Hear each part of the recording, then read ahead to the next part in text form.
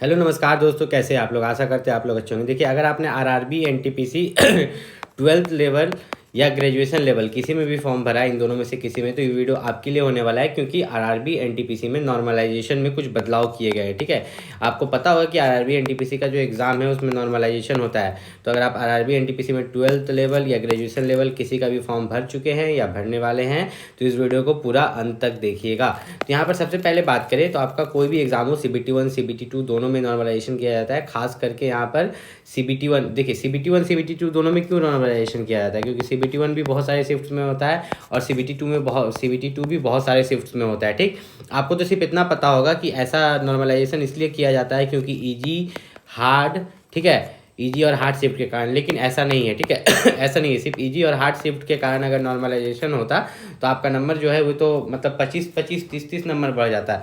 ऐसे नहीं होता है। देखिए होता कैसे है, मैं आपको यहाँ पर समझाता हूँ। मेनली जो है आपके टोटल यहाँ पर 100 क्वेश्चन है। ठीक है, टोटल 100 क्वेश्चन है और 1/3 नेगेटिव मार्किंग है। 1/3 नेगेटिव मार्किंग है, मतलब कि 3 क्वेश्चन गलत करेंगे तो 1 मार्क्स में हमको कट जाएगा। ठीक, ये चीज़ है। तो अगर हम लोग यहाँ पर देख के चले कि अगर आप 3 क्वेश्चन गलत कर रहे हो तो आपका 1 नंबर जा रहा है, फिर 3 गलत कर रहे हो फिर 1 जा रहा है, फिर 3 क्वेश्चन गलत कर रहे हो फिर 1 जा रहा है। ठीक है, फिर 3 क्वेश्चन गलत कर रहे हो 1 जा रहा है, फिर 3 क्वेश्चन गलत कर रहे हो 1 जा रहा है। एक चीज़ मैं आपको समझाऊंगा, फिर 3 क्वेश्चन गलत करो 1 जा रहा है। तो आप यहाँ पर देखोगे तो आपका 3 3 6 7 8 9 10 11 12 13 14 15 16 17 18 टोटल अगर आप मान के चलो 18 क्वेश्चन गलत करते हो तो आपके कितने मार्क्स जा रहे हैं? 1 2 3 4 5 6, मात्र 6 नंबर। मतलब 18 क्वेश्चन गलत हो गए तो मात्र 6 नंबर माइनस होंगे। तो अब इसी से रिलेटेड थोड़ा सा आपको समझाते हैं। मान के चलिए कि आपने टोटल 100 क्वेश्चन में से, ठीक है, टोटल 100 क्वेश्चन में से आपने अटेम्प्ट किया 70 क्वेश्चन। कितने? 70 क्वेश्चन। और 70 क्वेश्चन आपने अटेम्प्ट किया, याद रखिएगा। आरआरबी एनटीपीसी में 12 लेवल या ग्रेजुएशन लेवल में टोटल 100 क्वेश्चन में से आपने 70 क्वेश्चन को अटेम्प्ट किया। 70 क्वेश्चन को अटेम्प्ट करने के बाद मैं अटेम्प्ट लिख देता हूँ यहाँ पर, ठीक है, ताकि आपको क्लियर है। अटेम्प्ट किया, अब 70 में से, ठीक है, 70 में से जो है 18 गलत हो गए आपके। 70 में से 18 गलत हो गए। मैं आपको यहाँ पर वर्टिकल में ही करके दिखाता हूँ।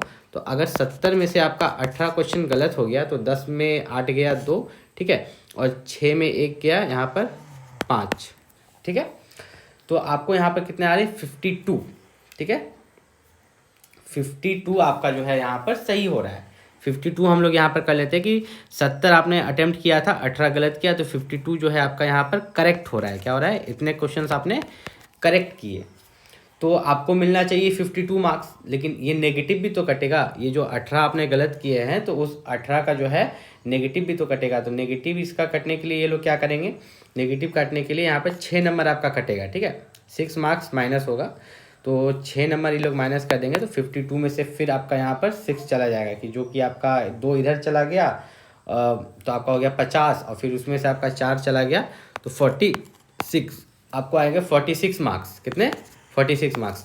तो आप सोचिएगा कि इस 46 में अब नॉर्मलाइजेशन कैसे होगा। ठीक है, मैं आपको समझाता हूँ। इस 46 मार्क्स में जो है आपका नॉर्मलाइजेशन किस तरीक़ा से यहाँ पर किया जाएगा। तो ध्यान से देखिएगा कि इस 46 मार्क्स में नॉर्मलाइजेशन कैसे किया जाएगा। मान के चलते हैं कि ईजी शिफ्ट में पड़ेगा तो कैसे नॉर्मलाइजेशन होगा, और हार्ड शिफ्ट में पड़ेगा तो कैसे नॉर्मलाइजेशन होगा। अगर ईजी शिफ्ट में पड़ेगा तो कैसे नॉर्मलाइजेशन होगा, अगर हार्ड शिफ्ट में पड़ेगा तो कैसे नॉर्मलाइजेशन होगा, आइए देखते हैं। अगर ईजी शिफ्ट में पड़ेगा तो 46 मार्क्स, ठीक है, और आपने 18 गलती किया था, ठीक है, ईजी शिफ्ट तो है ही, लेकिन एक चीज़ का याद रखिएगा, गलती आपने 18 किया था, 18 क्वेश्चन गलत किया था। मतलब एक्यूरेसी भी इसको बोलते हैं कि आपकी एक्यूरेसी जो है ये अच्छी नहीं थी। आपने 70 अटेम्प्ट किया और आपकी एक्यूरेसी अच्छी नहीं थी, आपने 18 गलत किया। इस चीज़ को देखते हुए आपको नॉर्मलाइजेशन में जो है ईजी शिफ्ट में याद रखिएगा कि मार्क्स यहाँ पर ज़्यादा नहीं बढ़ता है। पहली बात तो मार्क्स यहाँ पर लेस कम बढ़ता है, और भी कम बढ़ेगा क्योंकि आपने गलती किया था। तो आपको जहाँ ईजी शिफ्ट में बढ़ना चाहिए था कम से कम मान के चलो 10 नंबर मिलता, अब आपको यहाँ पर 3 या 4 या मैक्सिमम 5 नंबर मिलेगा। तो यहाँ पर 4 नंबर हम लोग यहाँ पर देख के चलते हैं कि 46 मार्क्स में आपको यहाँ पर 4 मार्क्स मिले, तो आपको हो गए 50 मार्क्स। ठीक, कभी कभी माइनस भी हो जाते हैं मार्क्स, ठीक है, माइनस हो जाएगा 5 मार्क्स 10 मार्क्स। जब आप गलती ज़्यादा कर दोगे, 30-40 ठो गलती कर दोगे ना, तो मार्क्स माइनस हो जाता है। फिर आता है हार्ड शिफ्ट। अब हार्ड शिफ्ट में क्या होता है? हार्ड शिफ्ट में जो है वही 46 मार्क्स है, इसमें मार्क्स थोड़ा ज़्यादा बढ़ता है, लेकिन नंबर ऑफ गलती को देखते हुए आपकी एक्यूरेसी क्या थी, तो आपकी जो एक्यूरेसी थी उसमें आपने 18 गलत किया था। कितना? 18 गलत किया था, जिस कारण से जिस कारण से जो है यहाँ पर जो आपके मार्क्स इंक्रीज होंगे 10 नंबर आपको बढ़ा दिया जाएगा, मतलब कि आपको यहाँ पर मिल गया 56 मार्क्स। कितना? 56 मार्क्स। अब दूसरा एग्जाम्पल लेते हैं। मान लो कि उसी 100 क्वेश्चन में से आपने जो अटेम्प्ट करते हैं 70 क्वेश्चन, और 70 के 70 क्वेश्चन सही हो जाते हैं। ध्यान से समझिएगा, मैं यहाँ पर इसको आपको शॉर्ट फॉर्म में बता देता हूँ। 70 के 70 क्वेश्चन सही हो जाते तो आपको मिलते 70 मार्क्स। ठीक है, ऊपर से आपका जो एग्ज़ाम पड़ता है वो हार्ड शिफ्ट में पड़ता है। किसमें? Hard shift. ठीक, तो हार्ड शिफ्ट में अगर आपका एग्ज़ाम पड़ता तो आपको नॉर्मलाइजेशन में कितने मार्क्स मिलते हैं? ऐसे तो आपको 70 मिल रहे हैं। ठीक है, तो नॉर्मलाइजेशन का मार्क्स हम लोग जोड़ देते हैं कि नॉर्मलाइजेशन में, क्योंकि आपकी एक्यूरेसी सही थी, आपने अटेम्प्ट भी किया 70, ठीक है, 100 में आपने अटेम्प्ट किया 70 और 70 क्वेश्चन आपके सही भी हो गए, तो आपको नॉर्मलाइजेशन में मिलता 20 मार्क्स। कितने? 20 मार्क्स, क्योंकि एक भी गलती नहीं हुई। तो 70, 80, 90 आपको मिल जाते हैं 90 मार्क्स। अरे आपने तो क्वेश्चन अटेम्प्ट किए थे 70, सही हुआ था 70, 90 कैसे मिल गया? क्योंकि आपका हार्ड शिफ्ट में एग्जाम पड़ा, ऊपर से आपने एक भी क्वेश्चन गलत नहीं किया, तो आपको नॉर्मलाइजेशन में कितने नंबर मिले? 20 नंबर, और 70 पर 20, 90 मार्क्स।